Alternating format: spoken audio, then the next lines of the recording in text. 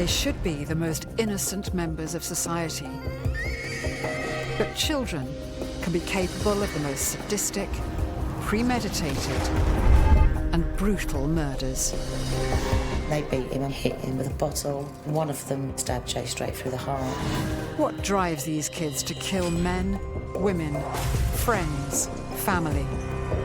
She was determined that her mother had to die. Even their teachers. This was the first occasion upon which a teacher had been killed in class in the course of conducting a lesson. Could they be born evil? He did have a weird, dark sense of humour. He was a little bit different to most of the other kids. He was aggressive, threatening and dangerous.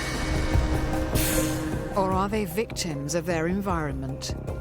There was a lot of gangs, there was a lot of violence, a lot of drug abusers.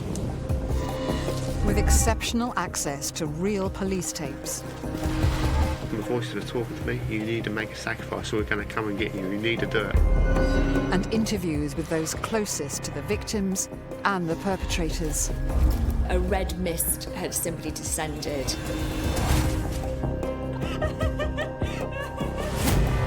We reveal what made them such savage killers.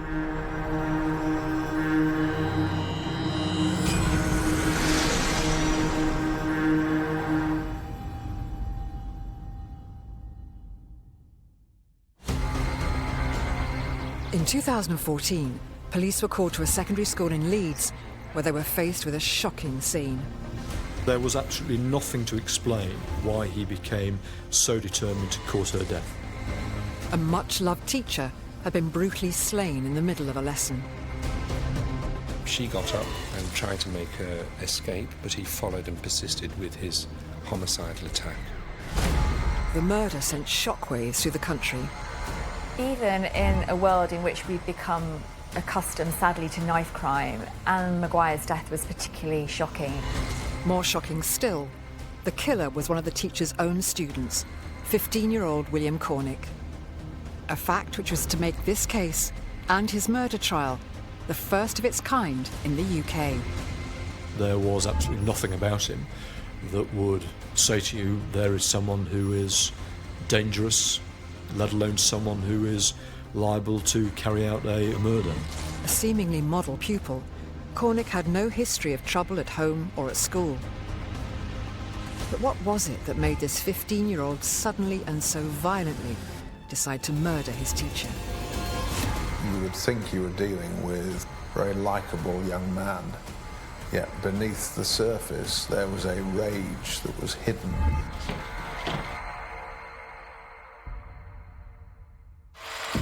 Corpus Christi Catholic College in Leeds is much like any other secondary school. Corpus Christi is a good Catholic school. All my family went there. It's got a good reputation. Had an Ofsted report which showed that it was good in terms of its safety record and had a very positive ethos with pupil learning and generally very good behaviour throughout the school. But on the 28th of April 2014, the school was thrown into turmoil. A teacher lay dying after being savagely attacked in class. It was the only time in British history that a teacher had been stabbed in her own classroom.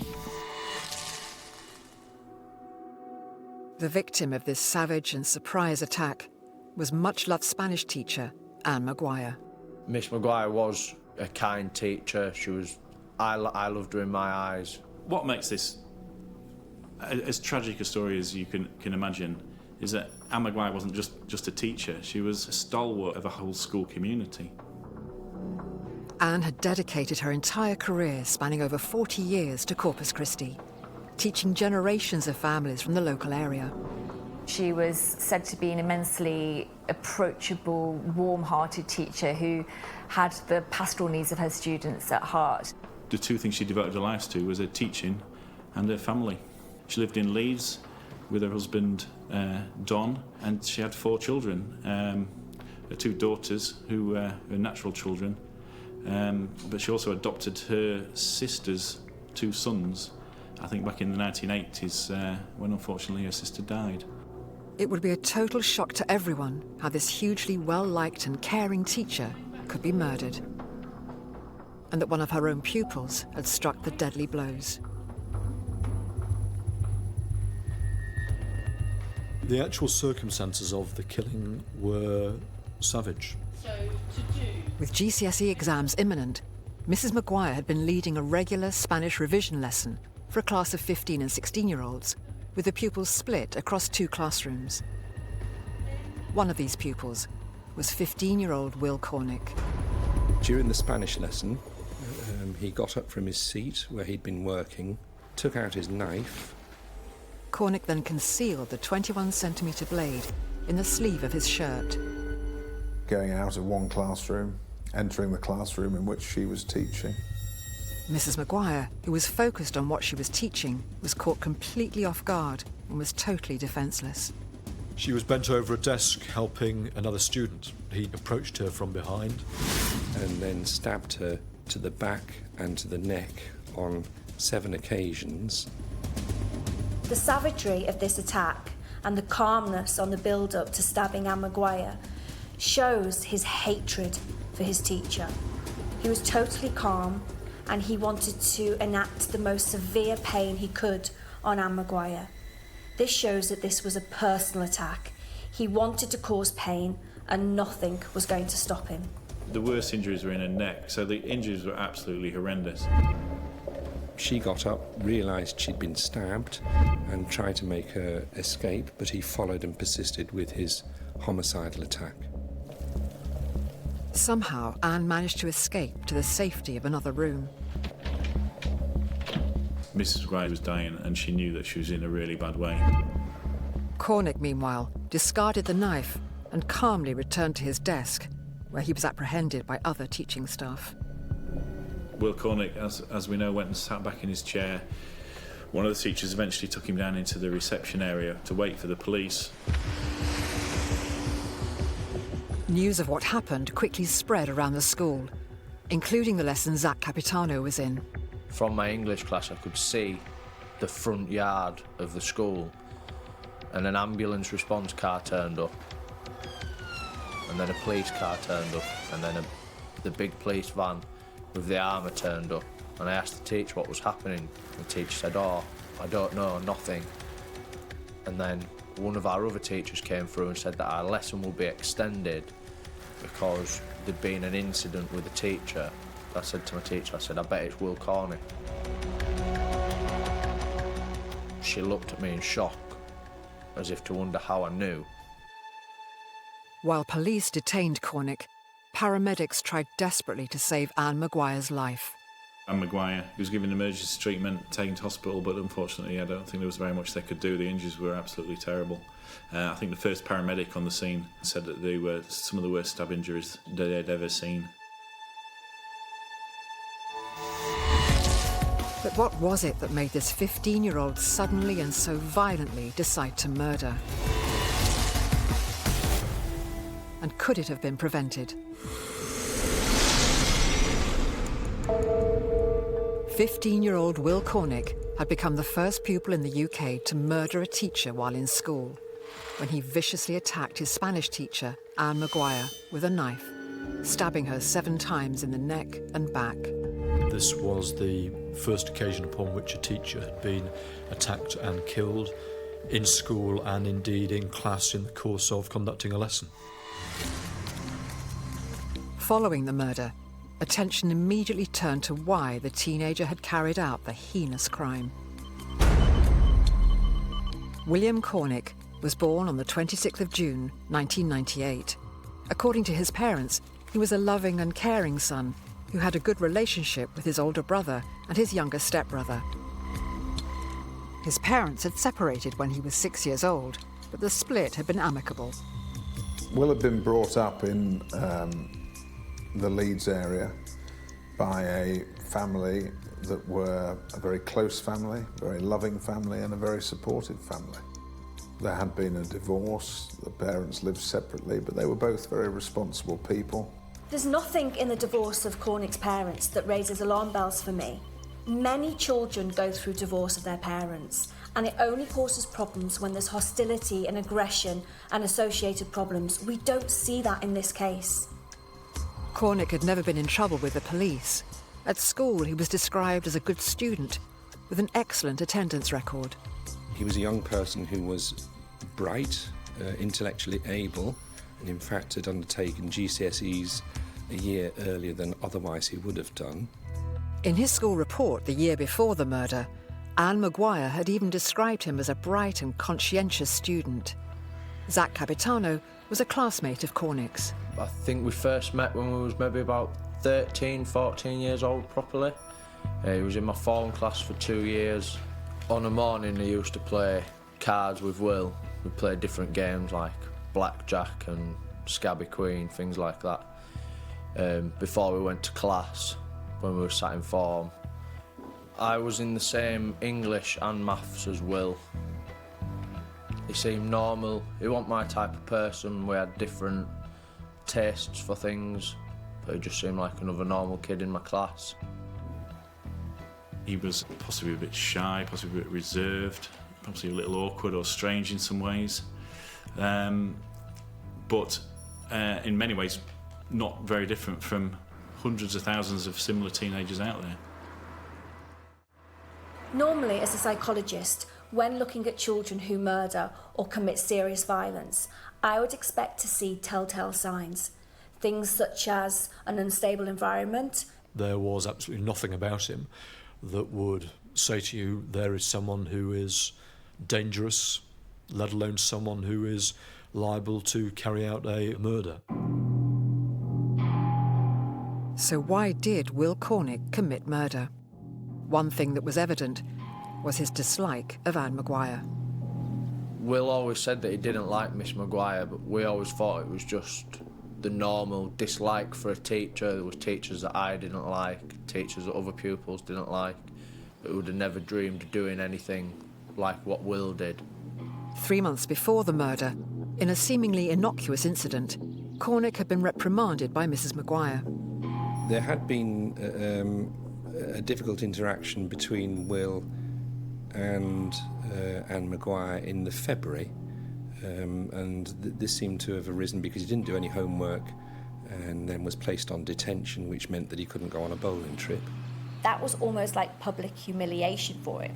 That, how dare she? How dare she tell me not to go? Which he showed that that's what he was feeling, because he then turned up and went on the trip anyway, so he completely defied what she said to him, which suggests he was thinking, you have no right to tell me that I won't go on that school trip. And that led to further repercussions and, in fact, what they called an internal exclusion, which meant he had to work on his own in class for a day because of that. From the school's point of view, it was the end of the matter. But for Cornick, this appears to have reinforced his hatred of Mrs. Maguire. There was some really deep-seated anger going on inside him, but nobody seems to know where that's come from. And in the months that followed, it appears that Will's hatred turned deadly. It came to a head on Monday, the 28th of April, 2014. William Cornick controlled this offence from start to finish. At least over the weekend before, he'd appeared to be entirely normal with his family, did normal things, was laughing and joking, interacting, but all the time he was planning what was to occur on the Monday morning. On the day of the killing, there's no doubt that Will Cornick went to school intent upon an attack on Anne Maguire, and indeed intent upon a murder. He went to his mother's house on the morning, armed himself with knives deliberately, because he thought they were knives that would be effective in killing her, hid them in his school bag. And he also took with him a bottle of Jack Daniels, which was in order to celebrate what he was about to achieve.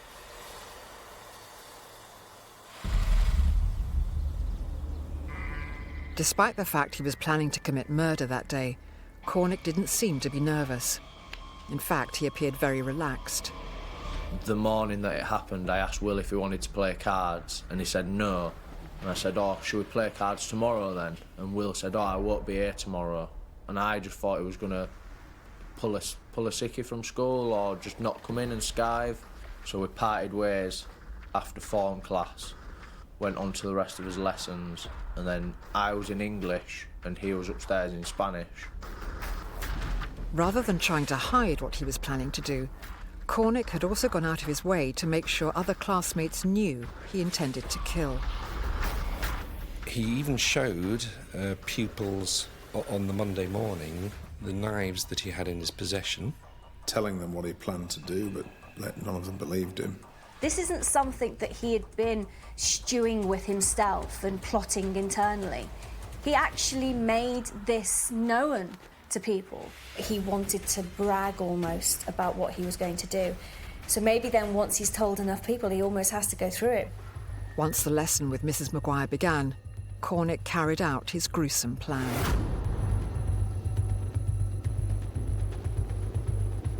He winked at a fellow pupil after showing him the knife, then made his way to the classroom, or the part of the classroom where Anne Maguire had been seated.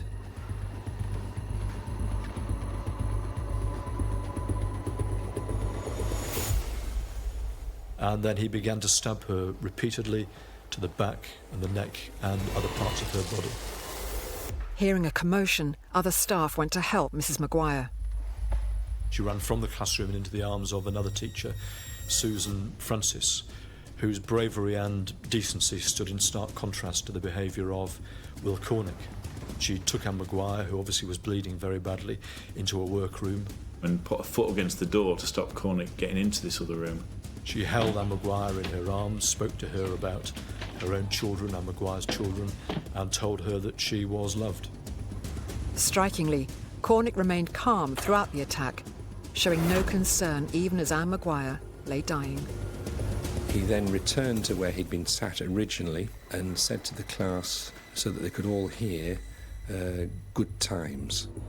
Even when he was arrested by police, Cornick appeared unfazed and indifferent to the dreadful crime he'd just committed. And by all accounts, he waited calmly. I think he asked the first police officer to arrive what their favourite movie was. He was acting in an astonishingly relaxed way. There's an element of calmness that's chilling about this case. The build-up, the way that he was behaving that morning, he was behaving no differently. The way in which he actually went about killing Anne Maguire, and the calmness afterwards, even to the point when the police arrive, tells me that he is completely emotionally disconnected to what he's done. In the immediate aftermath, there was disbelief that something so horrific could happen. We just sat and was just all together, waiting for news or waiting to find out what had happened. The headmaster contacted Anne Maguire's husband, Don. He received a telephone call from the school's headmaster informing him that there'd been an incident with a knife and Anne had been taken to hospital. He believed that this was a kind of superficial incident, obviously a worry, but there was no cause for enormous alarm, only to arrive at the hospital and find that his wife's lifeless body was being desperately trying to be revived by a team of paramedics. I don't think his brain could actually process what had happened. He simply hadn't been prepared. We didn't know the extent of what had happened because all of the pupils that was in the classroom with her was taken down to the library and kept in the library to talk to the police. We only realised how serious it was closer to the end of the day when we found out that she'd actually died at the hospital. Anne Maguire's death left the school and the local community devastated. The effect on the school and community is kind of obvious in some ways. I mean, the shock's incredible.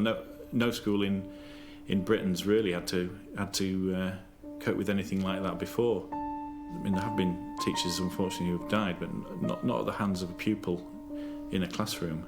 In the days after, the school said that they were staying open and the pupils were welcome to come and grieve together.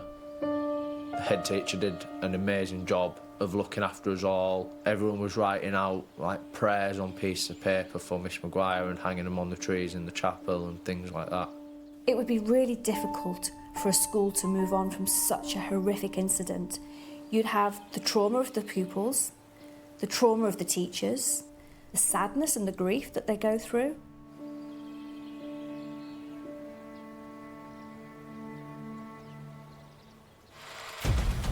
What would make the murder even harder to deal with, though, was the discovery William Cornick had been telling people for months he was going to kill Anne Maguire.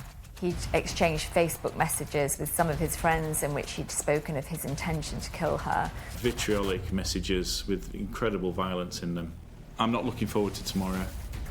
We have Maguire, and I want her to perish. Will Cornick was just 15 years old when he savagely stabbed a teacher to death in the middle of a lesson in front of his classmates. She was stabbed 7 times in a really brutal fashion. Showing no remorse, he seemed to revel in what he had done. He then returned to where he'd been sat originally and said to the class, "Good times."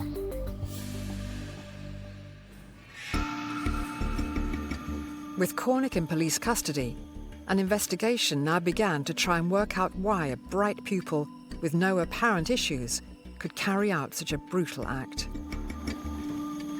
One of the things that the police did was to seize any electronic devices that Will Cornick was the owner or user of.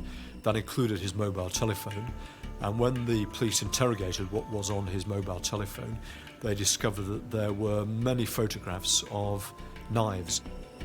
When he starts to become obsessed with knives, this is the indicator that something darker is going on in William Cornick's mind. Many children are withdrawn as teenagers. Many teenagers hate their teacher, but not many teenagers become obsessively interested in knives and violence. Investigators would also make another shocking discovery when they looked into Cornick's social media accounts. He'd not just been posting about how much he hated Anne Maguire, he'd been publicly telling everyone he wanted to murder her. So in the build-up to the killing, William Cornick exchanged a number of social media messages with friends of his at school in which he expressed his absolute hatred for Anne Maguire and also expressed his intention to do her serious harm and indeed to kill her. 2 months before he killed Anne Maguire, he sent a message on Facebook which said of her, "The only one absolute effing bitch that deserves more than death, more than pain, torture, more than anything we can understand." In another message he said, "As long as she's alive, I'll be depressed, sad and angry, so there's only one thing to do." Perhaps one of the most chilling messages he sent was simply, "I'm not looking forward to tomorrow. We have Maguire, and I want her to perish." Many teenagers hate particular teachers, and that can become quite consuming. But what we see in this case is an absolute daily, all-consuming hatred of Anne Maguire. He talks about it in Facebook, he talks about it in text messages. It's part of his daily conversation with his peers at school. He hates Anne Maguire to the degree that he says it's either her or him. Cornick confessed he'd actually made the decision to turn his twisted fantasy into reality and commit murder 3 years earlier, when he was just 12. Shockingly, it would also be discovered that he'd talked about carrying out more than one killing. William Cornick killed Anne Maguire, but that wasn't his only intention. He'd said that he'd planned a triple homicide, and he'd said that to other pupils. He'd also said it to the psychiatrists involved in this case. He wanted to get our head of year, and one of the science teachers was pregnant. He'd said that he wanted to get the pregnant teacher to kill 2 in 1. Cornick has never revealed whether his plan to go on a killing spree was serious, and if it was, why he didn't carry it out. But what wasn't in doubt was that he had killed Anne Maguire. Prosecutors now needed to decide if they could charge him with murder. Once the police had concluded their investigation, the focus of the work, both of the defence and of the prosecution, shifted on to another issue. We needed to know what was Will Cornick's state of mind, what was it that had caused him to act as he did, and was he suffering from a mental illness, an abnormality of mind, that meant that he had a partial defence available to him. Following his arrest, Cornick was held in a secure hospital where he was assessed by a team of doctors led by eminent psychiatrist Dr. John Kent. I saw him for probably 7 or 8 hours in total over 3 or 4 interviews. He sat there very calmly. There was nothing outstanding about the way in which he said things. The outstanding thing was the content of what he said, which was brutal and quite shocking. He said the following: I wasn't in shock, I was happy. I had a sense of pride, I still do. I know it's uncivilized, but I know it's incredibly instinctual and human. Past generations of life, killing is a route of survival. It's kill or be killed. I didn't have a choice. It was kill her or suicide. Why he's become so fixated in this regard has been a puzzle to me as a psychiatrist, and I think to the world looking in on this case. What was apparent throughout Cornick's assessment was a complete disregard for the consequences to others of his actions. I also asked him how the children who'd witnessed this offence must be feeling and how the family of Anne Maguire must be feeling, and generally he made some very derogatory comments saying things like, I couldn't give a shit. But one comment that was very notable, he said, I know the victim's family will be upset, but I don't care. In my eyes, everything I've done is fine and dandy. Dr. Kent concluded that Will Cornick was an extremely dangerous offender because of exactly how he presented. You would think you were dealing with a very calm, very ordinary, very likeable young man. Yet beneath the surface there was a rage that was hidden and could not be seen, but which could manifest itself in acts of extreme violence. What caused this rage wasn't clear. But Cornick did discuss in detail a couple of potential factors. If you were trying to find a trigger or something in his life that had changed him and made him the way he was, the only thing, obviously, that you could see was that when he'd been a couple of years younger, he had very suddenly collapsed in a diabetic coma. And was diagnosed as an insulin-dependent diabetic. One of his biggest ambitions early on was to join the army. Well, that then became impossible because of the nature of his diabetes. Having type 1 diabetes does not predispose you to any kind of violence. What can happen, though, is when anybody is given any kind of diagnosis that has a significant change in their life, it can cause associated low mood, depression, anxiety, uncertainty about the future, particularly if it changes their aspirations of what they want to do. It can have a big impact on somebody. Cornick's friends had noticed a change in him after the diagnosis, including a new dark sense of humour. I used to sell Lucozades and chocolate bars in school, and sometimes if I asked him if he wanted one, he was a diabetic and he'd say, oh yeah, I'll have a Lucozade, I like the taste of death. He used to take his artificial pancreas out of his pocket, which is like a machine that acted as his pancreas, and put it in his mouth and say, my party trick is I can put my pancreas in my mouth. His diabetes, though, would be discounted by doctors as a factor that could be used in his defence. The diabetes itself doesn't seem to have played any part in this offence because it's too calculated, it's too well thought through, so there's nothing spontaneous or delirious about it, if you like. And a suggestion by Cornick that he'd been hearing voices was also ruled out after damning evidence was revealed.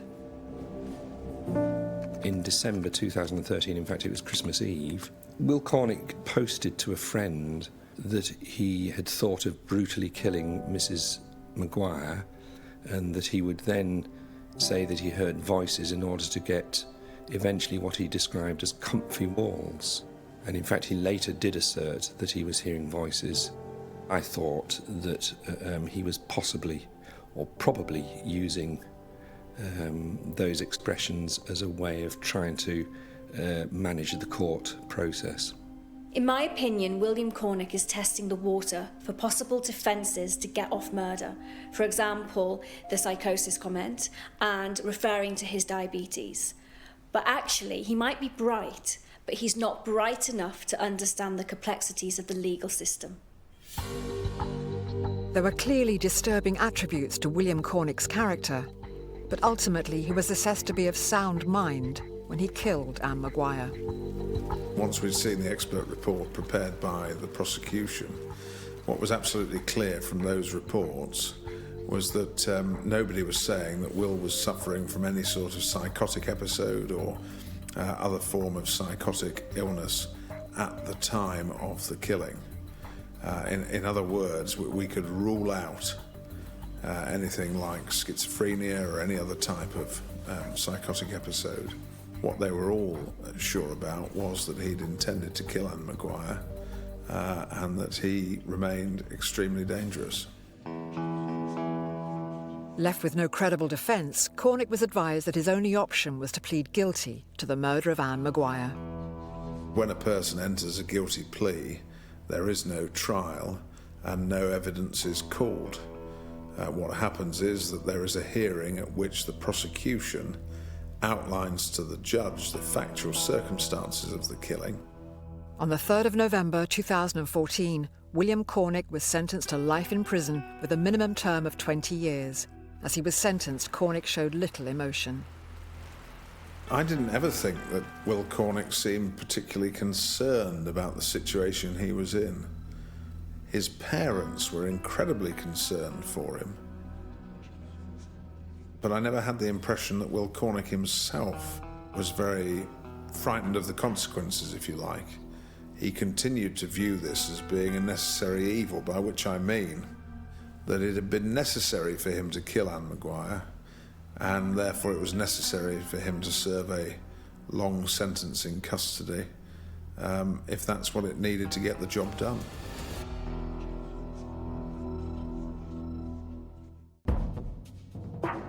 Cornick may have been convicted, but for Anne's family, lots of unanswered questions remained.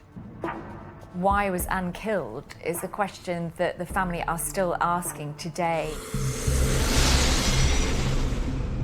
15-year-old William Cornick brutally stabbed his Spanish teacher Anne Maguire to death in a classroom full of fellow pupils. He pleaded guilty to the murder and was sentenced to 20 years in jail. But for Anne's family, unanswered questions about her murder still remained. I think the particularly fascinating element of this terrible story for me is the fact that the family feel that while somebody is serving a prison sentence for Anne's murder, they don't feel that justice has been done. And that's because they don't feel the questions as to why a boy can walk up to a teacher in a classroom and stab her with a knife 7 times has satisfactorily been answered. In the aftermath, much had been made of whether Anne Maguire's murder could have been prevented, given there were opportunities to stop it. Will Cornick went into school with knives in his bag, including a large kitchen knife which he used to kill Mrs Maguire, and a bottle of whiskey. He told around about 10 children in the first lesson and during the morning what he was going to do in quite explicit terms. None of those children raised the alarm. But Don Maguire has always argued that somebody at some point should have asked those children why. There were 2 reasons given for this. One was that they thought this was part of his persona, that he was joking, that he was being demonstrative, showing off, because he was used to making comments about death and people should die when they upset him. But one other thing that was very notable was that he made threats to those when they were alarmed by what he'd shown them. He showed at least one of the boys the knife itself and told him how sharp it was. And I think that boy was quite scared. And he basically told some of the children that if they told members of staff, then what he did would be worse. A lot of people said to the pupils that was in the class, "Oh, why didn't you stop him?" or "Why didn't you jump up and attack him?"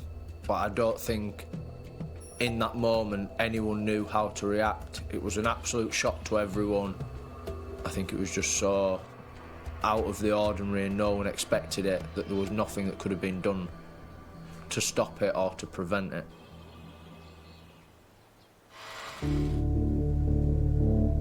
Questions were also asked about why nobody reported the deadly threats Cornick was making on social media. I think what happened is that none of his friends reported what he was saying on Facebook or by direct message because they just assumed it was part of his dark humour. They didn't take him seriously. Pupils or young people use social media sites to let off steam and make very disturbing thoughts available to others on a relatively frequent basis. But then as the threats became more specific, where he actually said he was going to kill her, people almost assumed that somebody else would do something about it. We call that bystander apathy, where we don't alert somebody because we make an assumption that somebody else will alert somebody. For those involved in the case, it's clear there was no way of preventing this awful tragedy. All I can say is that on the basis of the evidence that I saw, which was substantial, there was nothing to indicate that any person, without the benefit of hindsight, at any point prior to the murder, would have been able to predict quite what an extraordinarily awful thing William Cornick was going to do. She was supposed to go to watch her daughter dance, and that's what made it worse because of what Will did on that day. But I believe that if she hadn't have been in that day, he would have only done it the next day or the day after. Following a campaign by Anne Maguire's family, there was an official review that looked into what happened. That review has concluded that the school were not to blame, the pupils were not to blame, and that there were no obvious signs, no obvious risk indicators that this level of violence was going to be used. If somebody had been making threats to kill a teacher who had a history of offending, came from a bad family, had made lots of threats to lots of different students and was in trouble with the police already, maybe they would have dealt with that differently. Maybe it was the fact that they were almost biased in their decision making because he didn't fit the profile of somebody who would do something so violent. Probably the most important person interviewed by the review was William Cornick himself. Will's explanation for why he did what he did was that a red mist had simply descended and he was powerless to resist it. But the interviewer challenged him and said, actually, you weren't in that classroom then. You weren't getting angry. You weren't in front of Anne Maguire. So he then kind of changed slightly and said that what he actually wanted was to be stopped. And the interviewer again challenged him that the evidence didn't say that. He wasn't trying to stop. He went along with his plan to murder Anne Maguire. So it's interesting for me that at the point, and this is after the case, he has an opportunity there to show some regret and say, I'm sorry. So he's still showing that lack of remorse. The biggest question that still remains unclear is why William Cornick had such an irrational hatred of Anne Maguire, which led him to viciously attack and kill her. I'm not sure that we've entirely understood why he's become so angry and homicidal about this particular teacher. We've got some of the background factors, but I don't think I've really, or any of us have really understood this as yet. As a psychologist, I can try and understand what led a young person to take a life, but the actual physical act of carrying a knife, walking across a classroom in front of a whole class of students, and plunging a knife into another person, taking the life of another person, that is something that everybody struggles to understand. And it's even harder to understand that when it's a child. The only person that will be able to give those answers, and hopefully one day he will, is Will Cornick. Perhaps the biggest clue to explain the murder is in the assessment of the doctors who saw Cornick afterwards. I have assessed hundreds of people who've committed homicide, and occasionally there are people who are as callous, but I've never come across it in someone as young as this. I had no doubt that Will understood exactly what he had done. He knew that he had killed Anne Maguire. He had no difficulty with comprehension, but his difficulty was with feeling any empathy about the fact that he'd killed her. And by that I mean that he couldn't understand or process why anybody would be upset about the fact that she was dead. That measure of control and knowledge of the impact on others, I think, says something about his personality. It says something about the excitement that he was going to get from the offence, but also something about his callousness and lack of empathy. And in fact, he's boastful about this, and again, to me, that suggests something very abnormal about the way his personality has developed. And I thought these were psychopathic traits. Is Will Cornick a psychopath? Well, he's too young. Is his behaviour showing traits of psychopathy? Yes.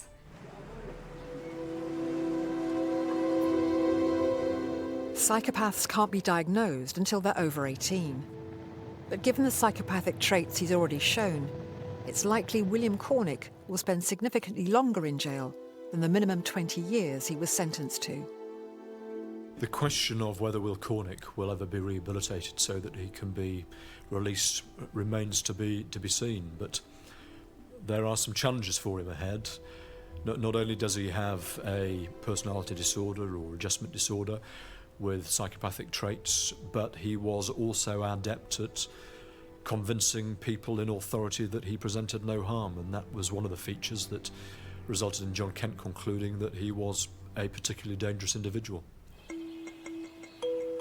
Despite William Cornick's horrific crime, in the aftermath there was one enduring feature: the resilience and spirit shown by pupils of Corpus Christi College. I don't think Will could have done anything worse. He did it right. He did it 2 months before his exams. It was just a mess after that. The whole top floor was closed off from lessons. We had to have lessons in the cafeteria and the main school hall, and then we all had to go and sit as exams. But we did get the best results to date. Everyone said either we did it for Miss Maguire or Miss Maguire was watching over us. We all knew what a hard task we had, and I think that's why everyone put the extra effort in, because we had missed out on a lot of lessons and things like that. So I think everyone put extra effort in with the revision, and that's why we did so well.